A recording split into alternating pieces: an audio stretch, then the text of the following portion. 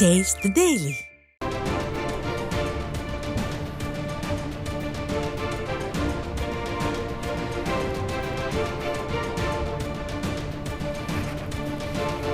அண்மை செய்தியை பார்த்துக் கொண்டிருக்கிறோம். திருச்சியில் குடியிருப்பு பகுதிகளுக்கு முழங்கால் அளவு மழைநீர் தேங்கி இருக்கிறது. சுமார் 50 வீடுகளுக்குள் மழைநீர் புகுந்துள்ளது. இந்த அவலநிலைக்கு காரணம் என்ன என்பது குறித்து கூடுதல் தகவல்களை நமது செய்தியாளர் அருண் வழங்க கேட்கலாம். வணக்கம் அருண், விவரங்களை பதிவு செய்யலாம். வணக்கம் விமேஷ்.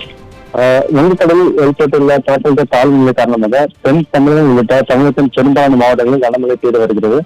திருச்சி புறநகரை பொறுத்தவரை மணச்சநல்லூர், லால்குடி, திருவெரும்பூர், முசிறி, மணப்பாறை உள்ளிட்ட பல்வேறு பகுதிகளில் நேற்றைய தினம் முதல் தொடர்ந்து கனமழை பெய்து வருகிறது.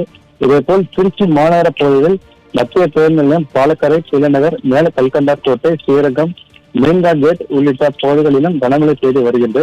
இதன் காரணமாக பணிக்கு செல்லும் பணியாளர்கள் மிகுந்த சிரமத்துக்கு உள்ளாகினர். பல்வேறு பகுதிகளில் தண்ணீர் அதிக அளவில் தேங்கி உள்ளதால் வாகன ஓட்டிகள் பெரும் சிரமத்திற்கு ஆளாகி வருகின்றனர்.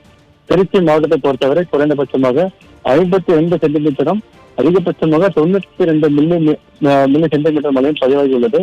இதன் காரணமாக திருச்சி புதுக்கோட்டை தேசிய நெடுஞ்சாலையில் மத்திய சிறைச்சாலை அருகே உள்ள ஜெயலலிதா நகர் பகுதியில் உள்ள குடியிருப்புகளில் மழைநீர் முழங்கால் அளவு வரை தண்ணீர் தேங்கி நிற்கிறது. சிறைச்சாலை வளாகத்தில் தற்போது பெட்ரோல் பங்க் கட்டுமான பணிகள் நடைபெற்று வருகிறது. இதன் காரணமாக மழை நீர் செல்ல வழியின்றி அருகிலுள்ள சுமார் 50 வீடுகளுக்குள் புகுந்து விட்டது. இதனால் அப்பகுதியில் உள்ள மக்கள் தங்கள் குழந்தைகளுடன் மிகுந்த சிரமத்திற்கு ஆளாகியுள்ளனர். மேலும் ஒரு சில வீடுகளின் சுவர்கள் இடிந்து விழுந்து சேதமடைந்துள்ளன.